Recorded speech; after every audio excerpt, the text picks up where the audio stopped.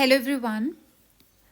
So, as we have started our PYQ series and we have completed CDS CSC, okay, there are some topics left, not some topics, one or two topic left like your constitutional bodies and non-constitutional bodies. Rest we have completed of CSC also and CDS also. Now today in this video we are going to complete all the questions that are left from CAPA, whether it is from Parliament, whatever topic is left, we will complete in this video. And what I am thinking is from today onwards, I'm going to start with economics, and we are not going to take the PYQs topic wise, whether for economics or any other subjects that we are going to complete in our coming days. So, we are just going to take PYQs paper wise. Okay, for example, if we are doing the economics, then first day of economics we'll try to complete CSE, then another day CDS, then CAPF, and then uh, geoscientist also. With this, my workload is also going to reduce and yours as well. And today we are going to complete polity, पूरा का पूरा जितना भी polity हमारा रह गया है we are going to complete that okay today. चाहे वो सीडीएस का अगर कुछ तो भी कुछ क्वेश्चंस रह गए हैं या फिर सीएससी के कुछ क्वेश्चंस रह गए हैं तो वो हम सारे के सारे कर देंगे आज। बट अभी हम क्या करेंगे, सीपीएफ के सारे जो बच गए हैं वो करेंगे। Okay, the first question is under which one of the following articles of the constitution of India seats reserve करी गई हैं स्केड्यूल कास्ट और स्केड्यूल ट्राइब में इन एवरी म्यूनसिपैलिटी। ठीक है, सो इसका आंसर इज 243T है। ये फैक्चुअल क्वेश्चन है, इसमें बताने वाला तो कुछ है नहीं है, बट हाँ ये सारे के सारे आर्टिकल्स एक बार देख लेना, हो सकता है इनमें से कोई एक आर्टिकल फिर से आ जाए। सो 243A की अगर आप बात करोगे, 243 किसके लिए है, ये जो आर्टिकल है ये किसके लिए है आपका, ये है आपका, इसमें ये बोला जाता है कि जितनी भी आपकी सीट्स होती हैं, ऑल द सीट्स, जो भी सीट्स होती है आपकी म्यूनसिपैलिटी में, उसके लिए मतलब जो भी सीट्स के लिए आप पर्सन्स चूज़ करोगे वो कैसे चूज़ होंगे, बाय डायरेक्ट इलेक्शन से होंगे। जो भी आपकी टेरिटोरियल कॉन्स्टिट्यूएंसी होगी उसमें से डायरेक्ट इलेक्शन से वो लोग चुने जाएंगे। ठीक है, ये 243 ये बोलता है। एंड 243S किसके लिए होता है, ये वार्ड कमेटी के लिए होता है। ठीक है, कि वार्ड्स कमेटी होनी चाहिए। ठीक है, एंड नेक्स्ट आपके पास होता है 243ZA के लिए होता है, ये आपका 74th अमेंडमेंट एक्ट में क्या किया गया था, ऐड किया गया था, क्योंकि 74 जो अमेंडमेंट एक्ट है that is related to your municipalities. ठीक है, उसने ये बोला था कि जो भी म्यूनसिपैलिटी जो रहती है उसके इलेक्शन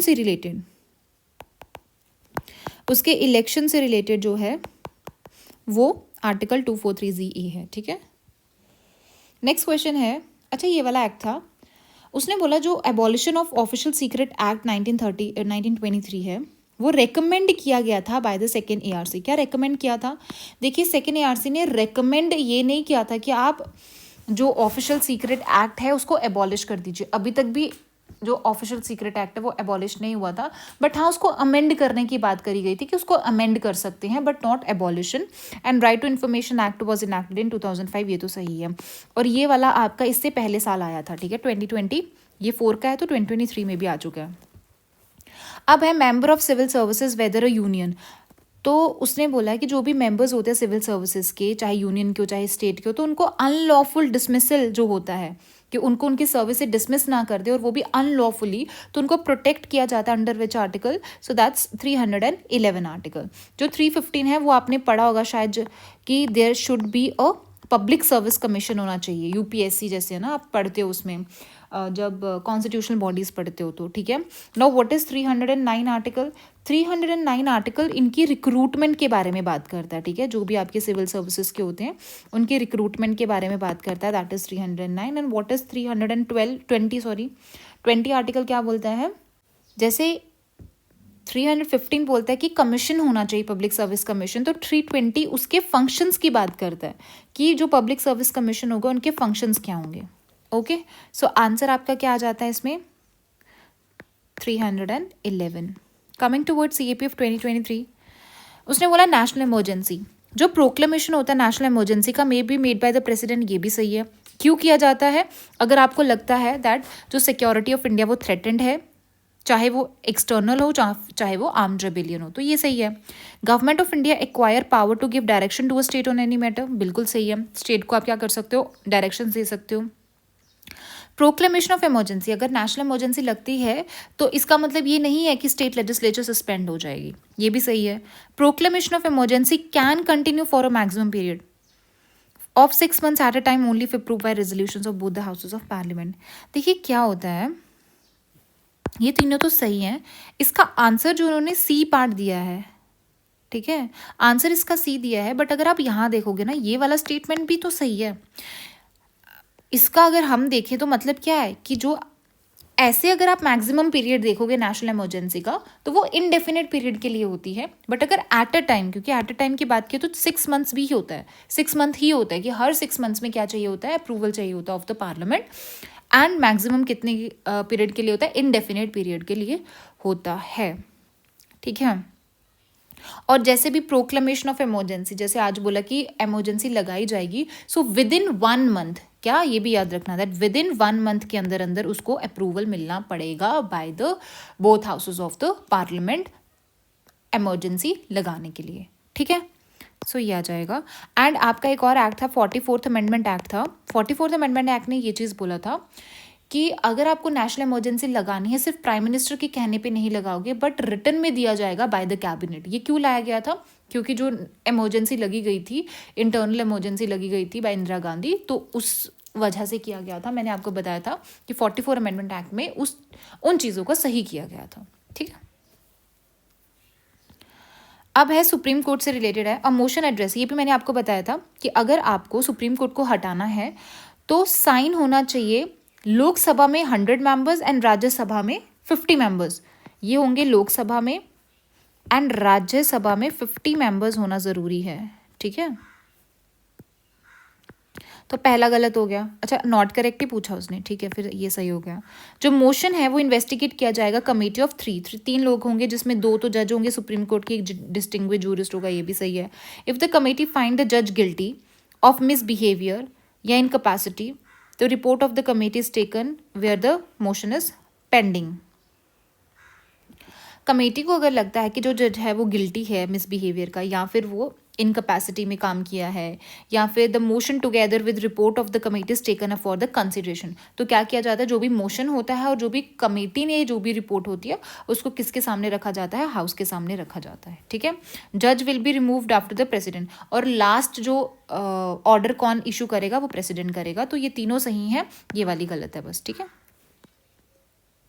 जो नेशनल ह्यूमन राइट कमीशन होती है वो इस्टेब्लिश कब हुई थी, ये हुई थी आपकी, ये वाला एक्ट था उसके अंडर हुई थी। जो NHRC है वो क्या है आपका, ये नॉन कॉन्स्टिट्यूशनल बॉडी है, ठीक है। अब देखो यही तो बोल रही थी मैं आपको कि 2023 में भी आपका राइट टू इन्फॉर्मेशन एक्ट है, तो यहीं पे आ गया, देखो राइट टू इन्फॉर्मेशन एक्ट 2005, तो ऊपर भी यहाँ पे भी देख लो राइट टू इन्फॉर्मेशन एक्ट 2005। अब क्या है, देयर शैल बी 12 मेंबर। अगर आप इंफॉर्मेशन कमिश्नर देखोगे तो आपके 10 से ज़्यादा इंफॉर्मेशन कमिश्नर्स नहीं होने चाहिए, मोर देन 10 नहीं होने चाहिए, ठीक है। Chief election commission information commissioner होता है, शेल होल्ड ऑफिस फॉर, तो अब 1 गया, आंसर ऐसे ही आ गया आपका 2 ओनली। तो चीफ इलेक्शन इंफॉर्मेशन कमीशन जो होता है वो 5 साल के लिए रहता है, और उसका रीअपॉइंटमेंट नहीं होता। ये मैंने कैसे याद किया था, मैंने ऐसे याद किया था कि जो इन्फॉर्मेशन होती है वो बहुत क्रूशियल होती है, इंपॉर्टेंट होती है ना, तो वो किसी और को ना पता चल जाए, इन्फॉर्मेशन डिस्क्लोज ना हो जाए, तो इसलिए उसका रीअपॉइंटमेंट नहीं होता। तो आप भी ऐसे याद रख सकते हो। अब आता है प्रोटम स्पीकर, तो इसमें से कौन सा जो पहला था जो प्रोटम स्पीकर यूनानिमसली इलेक्ट किया गया था as a speaker of the Lok Sabha, तो वो सोमनाथ चटर्जी था। अपॉइंट कौन करता है इसको, प्रोटम स्पीकर को अपॉइंट करता है, या फिर इसकी इलेक्शन की जो डेट होती है वो सब कौन फिक्स करता है, योर प्रेसिडेंट फिक्स करता है। प्रोटम स्पीकर होता क्या है, जैसे आज जो आपकी लोकसभा है उसका आज टेन्योर खत्म हो रहा है, तो नेक्स्ट स्पीकर को अपॉइंट करने के लिए हेल्प करता है कौन, प्रोटम स्पीकर, जो कि टेम्पररी पीरियड के लिए अपॉइंट किया जाता है, ठीक है।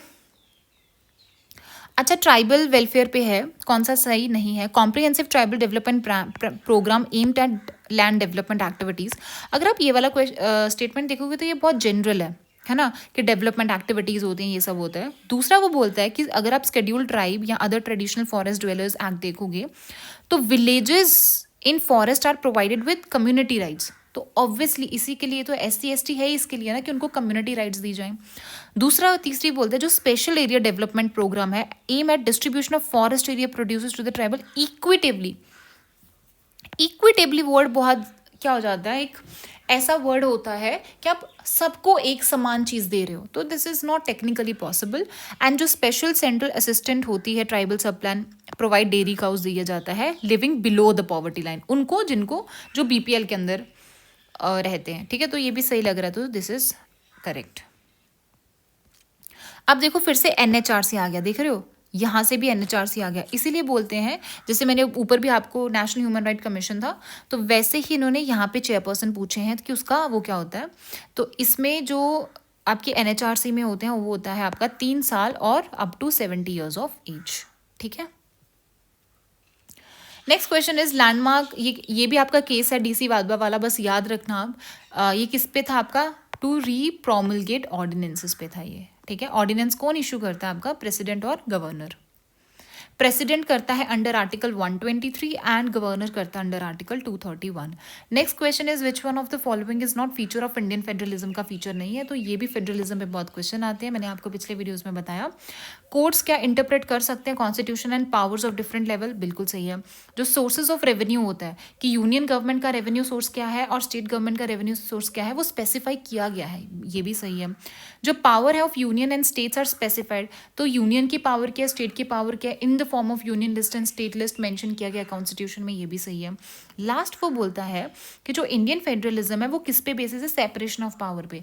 देखिए सेपरेशन ऑफ पावर का मतलब क्या होता है, जो आपके डिफरेंट ब्रांचेस ऑफ गवर्नमेंट है, लाइक तुम्हारा जुडिशरी है, लेजिस्लेटिव है, एग्जीक्यूटिव है, उनकी पावर सेपरेट करी गई है, तो उनका कोई लेना देना नहीं है फेडरलिज्म से।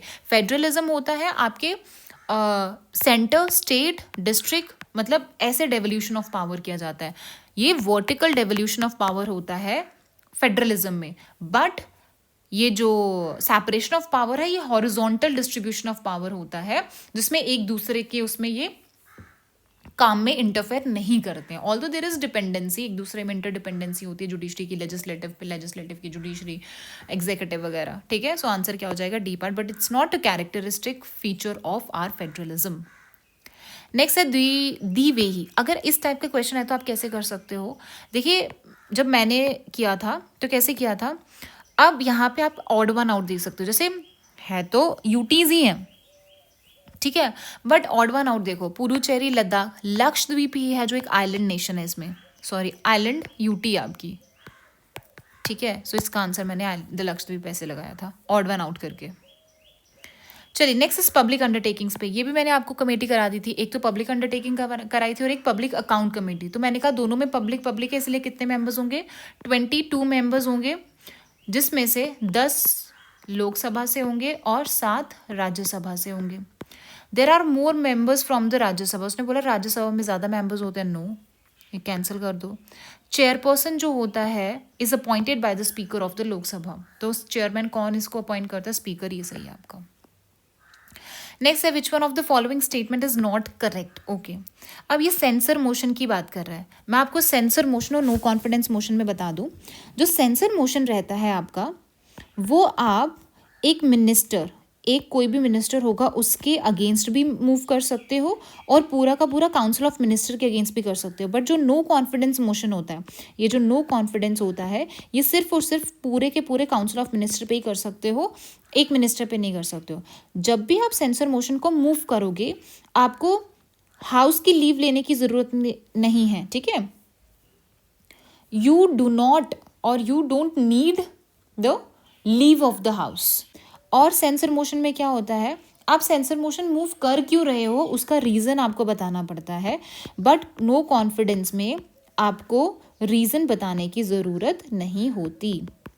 ठीक है, इतना समझ आ गया। चलिए अब देखते हैं, censure motion can be moved against a single minister and council of minister, ये सही है। Motion of no confidence can not be move against the prime minister alone, ये भी सही है, क्योंकि ये पूरा का पूरा काउंसिल ऑफ मिनिस्टर के अगेंस्ट होता है। Censure motion can't be move against entire council of minister, तो ये गलत हो जाता है, क्योंकि censure motion can B move against a single minister plus council of minister, and censor motion can be moved against a group of ministers. और वैसे भी ये देखिए आप, ये कॉन्ट्राडिक्टरी हैं आपकी स्टेटमेंट, अगर कॉन्ट्राडिक्टरी इसका मतलब इन दोनों में से एक होने वाला है। हो गया आंसर। चलिए अब देखो पब्लिक अकाउंट कमेटी आ गई, पहले public under public account CDS में भी आ चुकी है, सीएससी में भी पूछ चुका है। सो पब्लिक जो ये कमेटी होती है consist of not more than 15 member from Lok Sabha and 10 member from Rajya Sabha. बिल्कुल सही है, करेक्ट ही पूछा तो ये करेक्ट हो गया। क्या फाइनेंस मिनिस्टर एक्स ऑफिशियो होता है? नहीं। A member of committee is given a term of 1 year. उसने बोला a member of the committee जो होता है, committee consist of not more than, अच्छा यहाँ पे 10 मेंबर्स हैं, सॉरी आई हैवंट, ये वाला जो है आपका 15 मेंबर फ्रॉम लोकसभा तो ठीक है, बट 10 मेंबर्स फ्रॉम राज्यसभा बोल रहा है। नो, इट्स 7 मेंबर्स, क्योंकि टोटल आपके 22 होते हैं। तो पहले ये भी गलत है, ये भी गलत है, ये सही है। तभी मैं सोचूं 1 साल तो होता है, 1 ईयर है, तो आंसर सही है। Term of office of the member of the Rajya Sabha, अच्छा उसने बोला कि जो मेंबर्स होते हैं राज्यसभा के, ठीक है, अगर वो रिटायर हो जाए फिर भी उनका ईयर जो है वो एक्सटेंड कर दिया जाता है, ऐसा नहीं होता, तो ये भी गलत है। नेक्स्ट आपके पास है इलेक्शन ऑफ द स्पीकर, कौन डिसाइड करता है, फिक्स्ड करता है डेट? आपका प्रेसिडेंट ऑफ इंडिया, ये तो पता ही होगा सबको, इसमें तो बताने, हाँ इसमें से कौन सा है जिसमें कॉन्स्टिट्यूशन है, इनमें से कौन सी चीज़ है जिसकी कॉन्स्टिट्यूशन की बात नहीं की है? तो नगर पंचायत होता है, म्यूनिसिपल होता है, कॉरपोरेशन होता है, ये तो दोनों, ये तो पता ही होगा, बट अर्बन पंचायत की कहीं पे भी बात नहीं की है। अर्बन पंचायत, ये क्या होगा? चलिए नेक्स्ट है अपने पास, इसमें से कौन सा सोशलिज्म नहीं होता है? सोसाइटी, सोशलिस्ट एनालाइज करते हैं सोसाइटी का in term of income distribution, तो वो देखते हैं कि सबको इनकम अच्छे से डिस्ट्रीब्यूट हो रही है कि नहीं हो रही है, तो ये सही है। इम्फेसाइज करते हैं सेंट्रलिटी ऑफ कम्युनिटी, देखिए वो एक कम्युनिटी की उसमें नहीं जाएंगे, वो तो कम्युनलिज्म हो गया ना कम्युनिटी पे, सोशलिज्म की बात है। एंड सोशलिस्ट बिलीव करते हैं क्लास डिवीजन जो होती है सोसाइटी में are a fact and therefore irremediable, कि क्लास डिवीजन तो होता ही है और उसकी कोई रेमेडी नहीं है। एंड इट बिलीव्स है जो मटेरियल बेनिफिट्स होते हैं वो भी डिस्ट्रीब्यूटेड। तो अगर आप ए और डी देखोगे तो दोनों ही एक दूसरे को कॉम्प्लीमेंट कर रहे हैं स्टेटमेंट्स, है ना, तो इसीलिए इसका आंसर इज बी पार्ट, क्योंकि ये कम्युनलिज्म पे होता है। अगेन आपका सेंसर मोशन आ गया, उसने बोला leave of the house is required to move it, बिल्कुल नहीं, तो यही इनकरेक्ट हो गया पहला वाला ही। Government is free to fix time and date, बिल्कुल सही है। ये पूरे के पूरे काउंसिल ऑफ मिनिस्टर के अगेंस्ट में मूव होता है, सही है। द स्पीकर डिसाइड करता है, अच्छा ये भी याद रखना कि स्पीकर डिसाइड करता है कि क्या मोशन ऑर्डर में है कि नहीं है, ठीक है, ये भी सही है। Next is money bill, money bill can only be introduce इन लोकसभा, बिल्कुल सही है। Deputy speaker can also certify a bill in case of, अगर स्पीकर का ऑफिस वेकेंट है तो उसकी जगह डिप्यूटी स्पीकर ही बैठेगा, तो अगर deputy speaker as a presiding officer बैठा है तो इसका मतलब वो सर्टिफाई कर सकता है that whether this bill is a money bill और not. Next speaker's authority is final, बिल्कुल सही है, ये डिसाइड करना कि that this bill is a money bill और नॉट, तो स्पीकर की जो अथॉरिटी होगी वो फाइनल होगी। लास्ट है जॉइंट कमेटी, जॉइंट कमेटी नहीं होती है इसके लिए, ना ही जॉइंट कमेटी होती है ना ही जॉइंट सिटिंग होती है।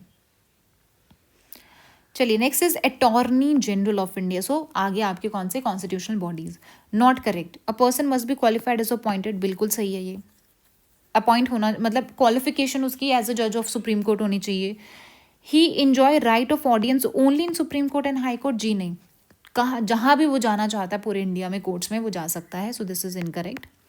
ही और she hold office during the pleasure of president, ठीक है, और उसको रिम्यूनरेशन वही मिलती है जो प्रेसिडेंट डिटर्मिन करता है, ये भी सही है। पंचायत है ओनली द पार्लियामेंट में इन डो द पावर्स, देखिए पंचायत को पावर कौन देगा? आपके जो 73rd and 74th amendment act आए थे, एंड स्पेसिफिकली अगर हम बात करें 73 अमेंडमेंट जो एक्ट है आपका, दैट इज फॉर पंचायत, तो there is a devolution of power to panchayats by state legislature not parliament, तो ये गलत हो गया। दूसरा बोलता है स्टेट में डिवॉल्व, तो स्टेट पावर्स दे सकती है पंचायत को इन प्रिपरेशन ऑफ प्लान, ठीक है, एंड स्टेट में डिवॉल्व इम्प्लीमेंटेशन ऑफ, तो ये भी जनरल स्टेटमेंट है, तो आंसर है सी। अच्छा, as per the provision of the constitution of India which one of the following is correct, only parliament has the power to legislate over, अच्छा ये तो ईजी है, कॉन्करेंट लिस्ट पे किसके पास होती है पावर लॉ बनाने की? दोनों के पास होती है, क्योंकि कॉन्करेंट है ना, गलत, बोथ पार्लियामेंट बना सकती हैं, तो answer is correct. Next is which of the following statement regarding passing a law under state list is or are correct? Okay. Even in sphere, पहला स्टेटमेंट वो बोल रहा है कि ऐसा स्फेयर जहाँ पे एक्सक्लूसिवली कोई चीज़ है जो स्टेट्स के लिए रिजर्व करी गई है, उस पर भी पार्लियामेंट क्या कर सकता है, कुछ अंडर सर्टन सर्कमस्टांसेस बना सकता है. जब ये एक्सेप्शंस आती है ना, ये मेजरली सही होता है स्टेटमेंट, तो सही है ये. पार्लियामेंट कैन नॉट लेजिस्लेट उसने बोला है एनी सर्कमस्टांसेस, तो ये आपका क्या है, कॉन्ट्राडिक्टरी है. अब खुद बताओ, अगर ये स्टेटमेंट इतना एक्सट्रीम है तो इसकी गलत होने की प्रोबेबिलिटी ज़्यादा है, तो 2 तो गया. अब 3 देखते हैं. A resolution supported by 2/3 of member present voting to be pass by Rajya Sabha to pass a law under state list. ये भी सही है, क्योंकि राज्यसभा क्या करता है, एक रेजोल्यूशन पास करता है विद द 2/3 मेजोरिटी के साथ, जिसकी वजह से लॉ बन सकता है under the state list. Okay, so ये सही है, आपका आंसर इज 1 and 3. इसने बोला इनमें से कौन सा नॉन ऑफिशियल मेंबर है जो इलेक्ट हुआ था एज ए स्पीकर, तो ये विट्ठल जी पटेल है. अब आ गया फिर से स्पीकर डिप्यूटी स्पीकर पे. उसने बोला है that on dissolution of Lok Sabha both the speaker and deputy speaker सीक्सेस टू बी मेंबर ऑफ. देखिए, अगर तो लोकसभा डिसॉल्व हो गई तो वो मेंबर ही नहीं रहेंगे हाउस के, तो ये सही है. फिर उसने बोला है both speaker and deputy speaker, अगर तो डिसोल्यूशन हो जाता तो क्या दोनों के दोनों वेकेट कर देंगे सीट्स? नहीं, स्पीकर रहता है. क्यों रहता है? ताकि जो नई लोकसभा आएगी है ना, तो उसमें भी तो स्पीकर को चूज करना पड़ेगा, तो इस वजह से क्या होता है, वो वेकेट नहीं करता है, टेम्पररी पीरियड के लिए रहता है. सो ये गलत हो जाएगा. ओनली डिप्यूटी स्पीकर, अब वो बोलता है कि सिर्फ डिप्यूटी स्पीकर ही वेकेट करता है. अब आप 2 और 3 दोनों अगर साथ में देखोगे, क्या ये दोनों स्टेटमेंट साथ में जा सकते हैं? बिल्कुल नहीं जा सकते आपके 2 and 3 साथ में, है ना. तो जहाँ पे भी आपके 2 and 3 आएगा वो भी कैंसिल हो जाएगा. इसमें बोल रहा है दोनों वेकेट करते हैं, इसमें बोल रहा है सिर्फ एक ही वेकेट करता है, तो दोनों में से एक ही सही हो सकता है ना. उसने बोला सिर्फ डिप्यूटी स्पीकर ही वेकेट करता है, बट जो स्पीकर होता है वो तब तक रहेगा जब तक पहली मीटिंग नहीं हो जाती किसकी, जो नई लोकसभा बनेगी. तो दिस साउंड्स करेक्ट है ना. तो 1 and 3 क्या आ जाएगा आपके पास आंसर. अब फिर से लोकसभा के पैनल ऑफ चेयरपर्सन होता है, तो पैनल ऑफ चेयरपर्सन कहाँ से होता है? क्या रूलिंग पार्टी से ही होगा? ये तो पहले ही गलत हो जाएगा. पैनल ऑफ चेयरपर्सन नॉमिनेट किया जाता है डिफरेंट पॉलिटिकल पार्टी, और अपॉइंट कौन करता है उसको? लोकसभा का स्पीकर. बिल्कुल सही है. वाइस चेयरपर्सन होता तो वो चेयरमैन करता वहाँ पे, ठीक है. Panel of chairperson consist of 10 members होते हैं, 1 ऑफ देम प्रिजाइड करता ओवर, तो ये भी सही है. तो आंसर क्या आ जाएगा आपका. In relation to the power of Union Government of India, which one of the following? Government of India may undertake legislative function. देखिए, जो गवर्नमेंट ऑफ इंडिया है वो आउटसाइड इंडिया भी बना सकती है अगर वो अग्रीमेंट में जाती है, ठीक है. आउटसाइड द टेरिटरी अगर अग्रीमेंट में जाती है तो बना सकती है, बिल्कुल सही है. मे है ना, तो कुछ भी कर सकती है. Union government may not, union government state government को फंक्शंस नहीं दे सकती over matter executive power of the union extend. जहाँ पे यूनियन की एग्जीक्यूटिव पावर्स आती है वहाँ पे वो स्टेट को नहीं दे सकती, राइट. ऐसा नहीं है, दे सकती है, वो बिल्कुल दे सकती है सर्टेन सर्कमस्टांसेस में. तो यूनियन गवर्नमेंट नॉट करेक्ट है ना, तो ये सही हो जाएगा. बाकी यूनियन गवर्नमेंट डायरेक्ट कर सकती है स्टेट को कि आप कंस्ट्रक्शन एंड मेंटेनेंस हो, means of communication of military importance. आप खुद बताओ ये दोनों स्टेटमेंट एक साथ कैसे सही हो सकते हैं? दोनों ही कॉन्ट्राडिक्टरी है. यहाँ पे तो वो पावर दे रहा है ना उसको काम करने के लिए, जो यूनियन की जुरिस्डिक्शन में आ रहा है वो स्टेट को दे रहा है काम करने के लिए, यहाँ पे नहीं दे रहा है. तो आंसर इन दोनों में से एक होगा. गवर्नर में with consent of government interest कर सकता है कुछ functions with in the executive power of the state. बिल्कुल सही है. अब वो बोल रहा है जो member giving notice of a resolution for removal Lok Sabha should be address to. उसने बोला जो भी रेजोल्यूशन दिया जाता है कि स्पीकर को अभी रिमूव किया जाएगा, तो वो एड्रेस किसको किया जाता है? जो भी लोकसभा का सेक्रेटरी जनरल होगा उसको किया जाएगा. अब फिर से आगे आपकी पब्लिक अकाउंट, तो इट कंसिस्ट ऑफ 15 मेंबर्स होते हैं लोकसभा से, 7 मेंबर होते हैं राज्यसभा से. तो करेक्ट ही पूछा, ये मैंने आपको ऊपर कितने बार बता दिया. 20 मेंबर्स बोल रहे हैं उसमें, तो ये या तो ये सही होगा या तो ये सही होगा. बाकी इनका तो मेंबर्स का जो टर्म होता है पब्लिक अकाउंट कमेटी का, कमेटी कैसे 5 साल के लिए होगी? कमेटी तो परमानेंट है ना, स्टैंडिंग कमेटी है, मेंबर्स ही चेंज होंगे उसके. हाँ हाँ. तो जो टर्म ऑफ मेंबर्स है वो इसका क्या हो जाएगा? 1 ईयर होगा. एंड फाइनेंस मिनिस्टर उसका चेयरपर्सन नहीं होता, ये ऊपर ही आ गया आपका. सो आंसर क्या हो जाएगा? ए, करेक्ट. स्पीकर के बारे में, the election of the speaker of the Lok Sabha is conducted by election commission of India. Speaker on assuming the office is not required to make and subscribe. बिल्कुल सही है. अगर स्पीकर ने क्या किया है, जब वो अपने ऑफिस में आता है। क्यों? क्योंकि स्पीकर लोकसभा में से ही होता है ना कोई मेंबर, तो उसने पहले ही ओथ ले ली होती है, तो उसको फिर से ओथ लेने की ज़रूरत नहीं होती। तो ये सही है। Speaker does not exercise a casting vote in case of equality, नहीं, थर्ड गलत। स्पीकर क्यों नहीं लेगा? 2 आंसर आ जाएगा इसका। देखिए जो इलेक्शन होती है ना स्पीकर की, वो कहाँ पे होगी? जो लोकसभा के मेंबर्स होते हैं ना, वो आपस में ही डिसाइड करके इलेक्ट करते हैं स्पीकर, तो इलेक्शन कमीशन नहीं करता। बाकी ये जो है कास्टिंग वोट ही डालता है स्पीकर। अगर इक्वालिटी ऑफ वोट्स हो जाते हैं तो वो कास्टिंग वोट ही डालेगा, फर्स्ट इंस्टेंस में वोट नहीं डालता है। So answer is 2 only.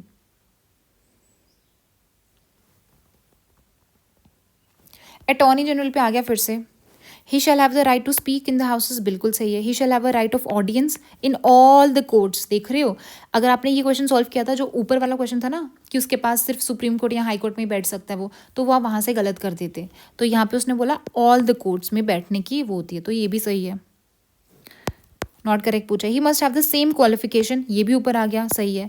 He is a whole time council of the, देखिए जो अटॉर्नी जनरल होता है वो हाईएस्ट लॉ ऑफिसर होता है, तो वो गवर्नमेंट का वो नहीं होता, मिनिस्टर वगैरह ये सब नहीं होता है, अंडर नहीं होता वो गवर्नमेंट के, वो लॉ ऑफिसर होता है। So this is the answer, not correct. अब आता है शॉर्ट नोटिस पे। These relate to matters of urgent public importance, सही है। ओरल आंसर्स होते हैं, सही है। और लेस देन 10 दिन का क्या होना चाहिए नोटिस पे, बिल्कुल सही है।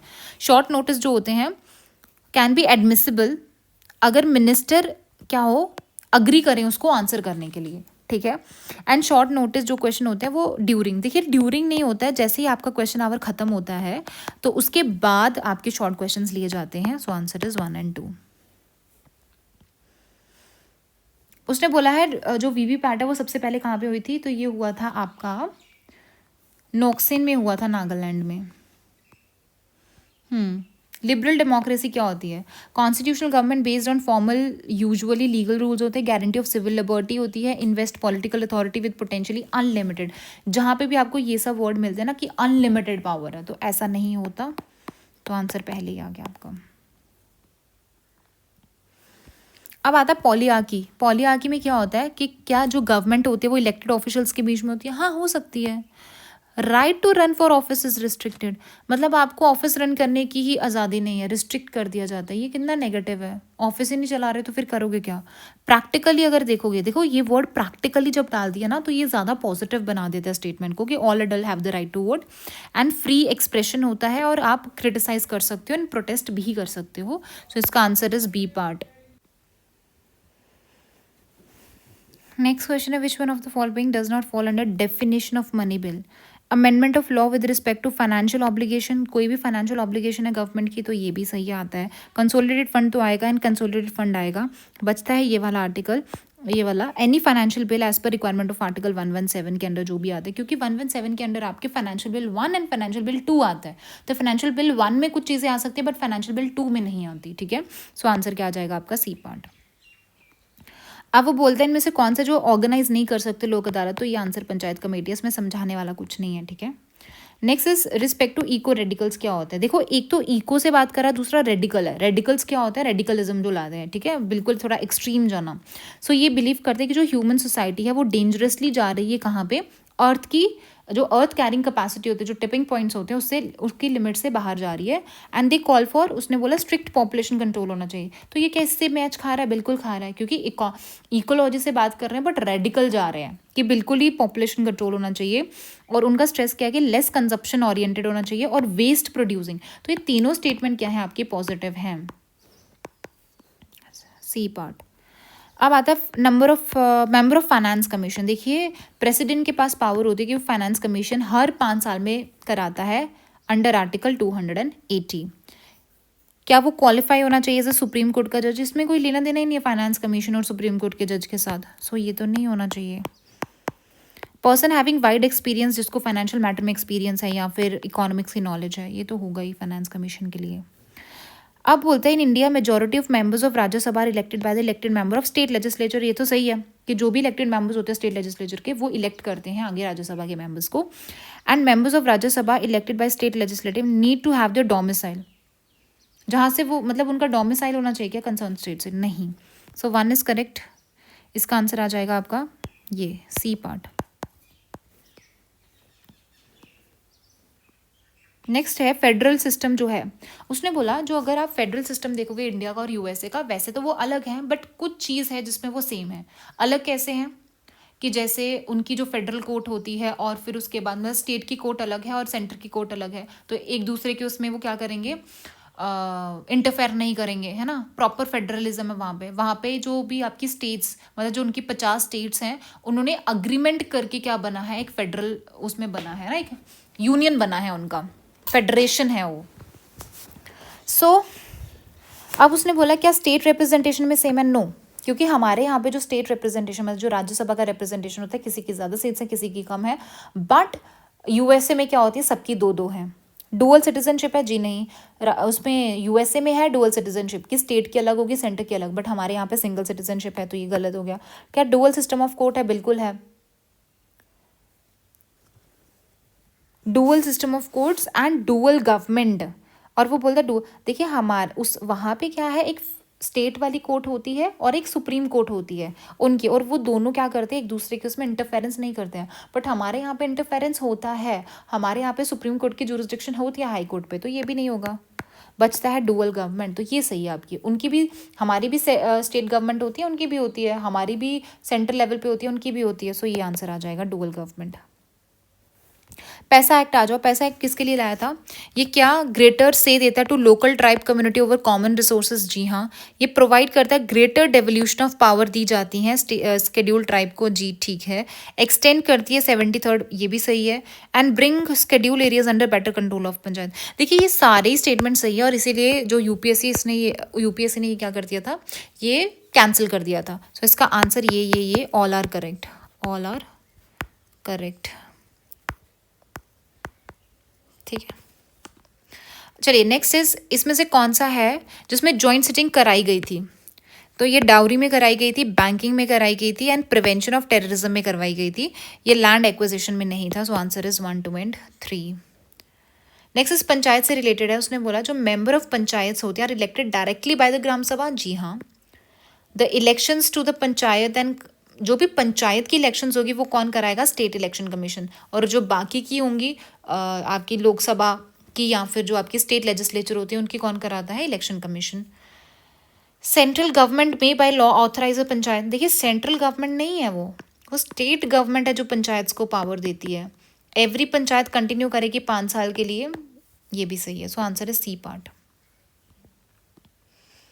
अशोक मेहता कमेटी है, अशोक मेहता कमेटी किसके लिए थी आपकी, ये थी पंचायती राज सिस्टम के लिए। तो अगर मैं आपको यहाँ पे दिखाऊं, ये देखिए, सो ये थी आपकी जितनी भी पंचायती राज इंस्टीट्यूशन है उनके लिए ये सारी की सारी कमेटी थी। पहले आपकी बलवंत राय आई थी जिसने क्या बोला था कि 3 टियर सिस्टम होना चाहिए, और पहली बनी थी आपकी राजस्थान के नागौर डिस्ट्रिक्ट में।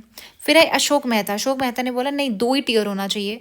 Then G V K Rao, L M Singhvi, Thungon committee आई थी, थंगंग कमेटी ने बोला 3 टियर होना चाहिए, 5 साल का फिक्स टेन्योर रखो, स्टेट फाइनेंस कमीशन आओ। फिर गडगिल ने भी बोला, और ये जो लास्ट की कमेटी से इन्होंने बोला क्या होना चाहिए, कॉन्स्टिट्यूशनल स्टेटस दे दीजिए, 3 टियर सिस्टम आप कंपलसरी कर दीजिए, और स्टेट फाइनेंस और election commission, state finance and state election commission होना चाहिए।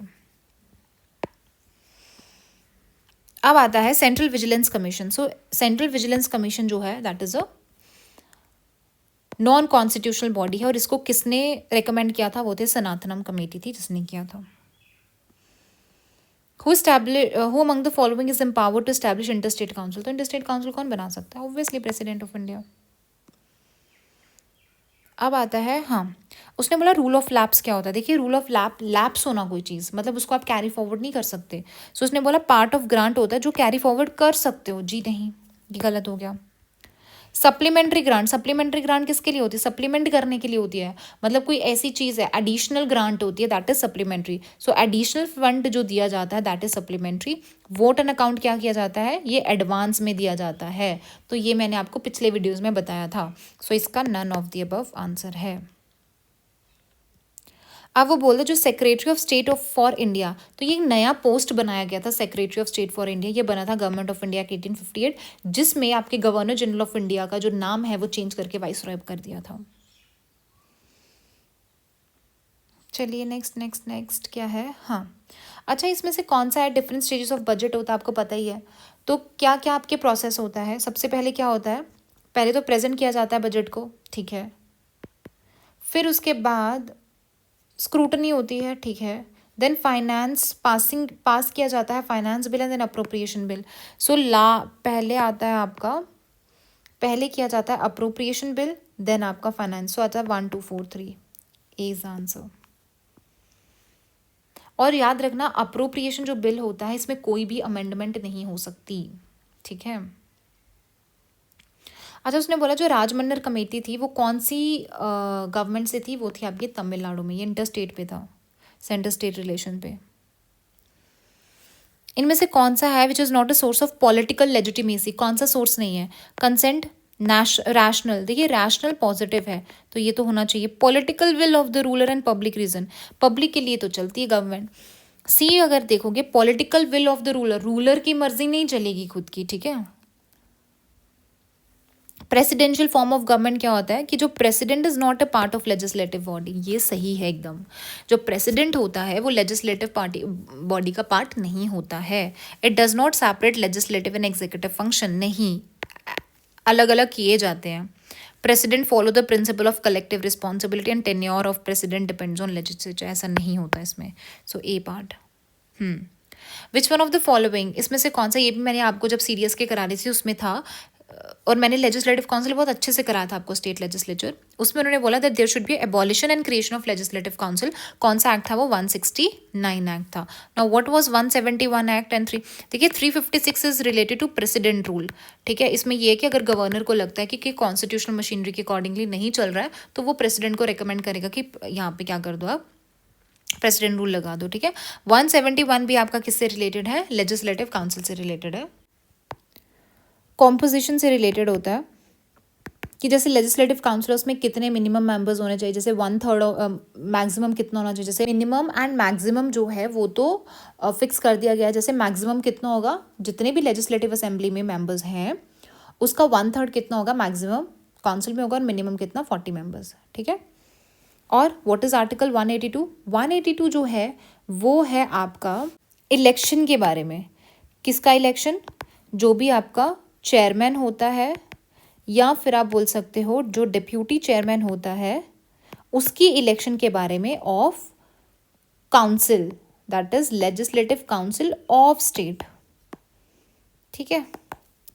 अब आता है इसमें से कौन सा है जो फीचर नहीं है? Not feature of Indian. Every state government has power of its own. क्या सारी स्टेट गवर्नमेंट को पावर दी जाती है? बिल्कुल दी जाती है। क्या कोर्ट्स हैव द पावर कि वो इंटरप्रेट करे कॉन्स्टिट्यूशन? ये भी सही है। States are subordinate. देखिए सबऑर्डिनेट जो होता है that is a negative word, subordinate नहीं होती वो। सोर्स ऑफ रेवेन्यू जो होता है वो स्पेसिफाई किया जाता है, ये सही है आपका। अब वो बोलता है पैरोकियल पॉलिटिकल कल्चर जो होता है वो कहाँ पे मिलता है? पैरोकियल कल्चर होता क्या? पैरोकियल कल्चर वो होता है जिसपे लोगों को ना नॉलेज ही नहीं है, मतलब उतना ज़्यादा नॉलेज नहीं होता है, neither they are interested nor they have knowledge about the political culture के बारे में, ठीक है। और ये मिलता कहाँ पे? जनरली जो डेवलपिंग सोसाइटीज होती हैं वहाँ पे, ठीक है। First to propound the concept of civil society के बारे में किसने बोला था पहली बार? वो थे फ्रेडरिक हीगल। हाँ, कौन सा एथनोग्राफर था जिसने लॉन्च किया था सर्वे ऑफ इंडिया? आंसर क्या आपके पास? हंटर था जिसने किया था, ठीक है। एक सेकेंड, ओके। अब आता है कॉन्स्टिट्यूएंट असेंबली के बारे में। He it was not based on adult franchise, ये भी सही है आपका, बिल्कुल सही है। Resulted from direct election. क्या डायरेक्ट इलेक्शन की गई थी कॉन्स्टिट्यूएंट असेंबली में? जी नहीं। It was a multi party body. क्या वो मल्टी पार्टी बॉडी थी? कौन कौन सी मल्टी पार्टी थी वहाँ पे? And it work through a several committees, और बहुत सारी कमेटीज बनाई गई थी, ये आपका सही है। सो 1 and 4 इज द आंसर। सो ये क्वेश्चन बोल रहा है that who among the following may be the chairman. कौन होता है?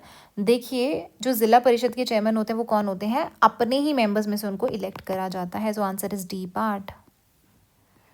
चलिए नेक्स्ट क्या है अपने पास? दैट इज अब आ गया theory of separation of power, जो मैंने आपको बताया था that central and state government के बीच में या डिफरेंट ब्रांचेस। तो अभी ऊपर बताया था डिफरेंट ब्रांचेस होता है, सेंट्रल एंड स्टेट गवर्नमेंट नहीं होता है, ये फेडरल पार्ट है, ठीक है, फेडरल स्ट्रक्चर का पार्ट है। बट डिफरेंट ब्रांचेस मतलब जो लेजिस्लेटिव है, एग्जीक्यूटिव है और जुडिशरी है, उनकी अपनी अपनी पावर होती है। So that is separation of power. Next question is amending power किसके अंडर आती है? 368। तो बताने वाला है नहीं कुछ। कट मोशन, जो कट मोशन होता है वो कब इंट्रोड्यूस किया जाता है? कोई भी अगर आप बजट प्रेजेंट कर रहे हो उसी में तो कट मोशन होगा, बाकी बिल, दूसरा बिल है कोई पार्लियामेंट में, वो थोड़े ना होगा। ये जो भी आपकी ग्रांट्स पे वोट किया जाता है तो उसी पे कट मोशन होता है, ठीक है। चलिए नेक्स्ट इज जो सेटअप होती है इंटर स्टेट काउंसिल आपकी, वो क्यों की जाती है? सब्स्टिट्यूट करना नेशनल डेवलपमेंट काउंसिल को? जी नहीं। स्ट्रेंथन करना फेडरल प्रोविजन? ये तो ईजी है ऑब्वियसली, फेडरल प्रोविजन को, क्योंकि स्टेट के बीच में अच्छा कनेक्शन रहे, है ना, स्टेट। इजी। अब कैग आ गया फिर से आपका। कैग कैसे रिमूव किया जाता है? President on the advice of union cabinet, just chief justice होता है, या president of India after an address और प्रेसिडेंट। देखिए जो प्रेसिडेंट होता है आफ्टर एन एड्रेस होता है दोनों हाउसेज ऑफ पार्लियामेंट, देन उसको रिमूव किया जाता है। स्पेशल प्रोविजंस जो है 371 जी, तो मैंने आपको मैक्सिमम स्पेशल प्रोविजंस बताए थे स्टेट्स के, तो जी वाला किसका है? That is Mizoram. नागालैंड का क्या है? ए। और जम्मू एंड कश्मीर का कैंसिल हो गया है, ये 370 के अंडर था। Next is 350A। 350A जो है वो किससे रिलेटेड है? वो लैंग्वेज से रिलेटेड है। जो तो 300 के अराउंड जो भी होता है ना, तो याद रख लेना थोड़ा सा, जो 350 के अराउंड अबाउट है तो वो लैंग्वेज से रिलेटेड है। सो दैट इज कि जो इंस्ट्रक्शंस होंगी वो मदर टंग में दी जाएगी प्राइमरी स्टेज पे। Next is Rajya Sabha is not subjected to dissolution. क्या राज्यसभा डिसॉल्व नहीं होती? बिल्कुल सही है, 6 साल तक मेंबर्स रहते हैं, सही है। उसने बोला आर्टिकल 83 जो है वो बोलता है दैट 1/3 ऑफ द मेंबर जो होते हैं राज्यसभा वो एवरी 2 ईयर्स में क्या हो जाते हैं? रिटायर होते हैं। सो सही है, इसका ए आएगा, क्योंकि रिटायर होते हैं इसीलिए तो डिसॉल्व नहीं होते, 6 साल तक रहते हैं। सो इसका तो आपका आ जाएगा ए। इम्पीचमेंट जो है procedure is a quasi judicial, बिल्कुल सही है। And the president of India can be impeach only on the ground of violation. हाँ, प्रेसिडेंट को आप किस बेसिस पे इम्पीच करोगे? कि उसने कॉन्स्टिट्यूशन को वायलेट किया है। एंड इम्पीचमेंट जो है वो इनिशिएट हो सकता है दोनों हाउसेस में, ये भी सही है। करेक्ट तो है दोनों, बट एक्सप्लेनेशन नहीं है, तो बी पार्ट आ जाएगा, इसका बी आ जाएगा, बी। नेक्स्ट आता है panchayat system exist in all states of India accept this and this. ये सही है आपका। जो पंचायत सिस्टम है वो 74 में आया था कि 73 में आया था? 74 में म्यूनसिपैलिटी था, तो ये गलत हो गया। Panchayat system is not provided for less than 2 million. देखिए 2 मिलियन से अगर आपकी कम होगा, 2 मिलियन से अगर क्या है कम है, तो क्या किया जाएगा? आपको कंपल्शन नहीं है कि आप 3 टीयर ही करो, 2 टीयर से भी काम चल जाएगा। सो this is not correct. And gram panchayat continue होती है 5 साल के लिए, ना कि 3 साल के लिए। सो ये भी गलत हो गया। मनी बिल की बात करें, is not correct. It can introduce in council of state, जी नहीं। इट कांट बी इंट्रोड्यूस, तो ये सही है। इफ एनी क्वेश्चन अगर अराइज होता है तो स्पीकर का डिसीजन फाइनल होता है, बिल्कुल सही। अगर डेडलॉक हो जाता है तो ज्वाइंट सिटिंग बिठाई जाती है, नहीं। And money bill can't be introduce except recommendation, और ये भी सही है आपका। अर्बन लोकल बॉडीज, क्या कॉन्स्टिट्यूशन 74 अमेंडमेंट एक्ट ने बोला था कि municipal corporation, municipality, city council होनी चाहिए? ये भी सही है, हाँ बोला था। म्यूनसिपल कॉर्पोरेशन जो होते हैं स्टैब्लिश होते हैं विद द पॉपुलेशन जिनकी 1 मिलियन से ज़्यादा पॉपुलेशन होती है, ये भी सही है, क्योंकि बड़ी बड़ी सिटीज़ में होती है ना municipal corporation. And Bombay and Calcutta corporation जो है वो पहली म्यूनसिपल, जी नहीं, मद्रास थी आपकी, ठीक है, मद्रास थी, not Bombay and Calcutta. Answer is 1 and 2।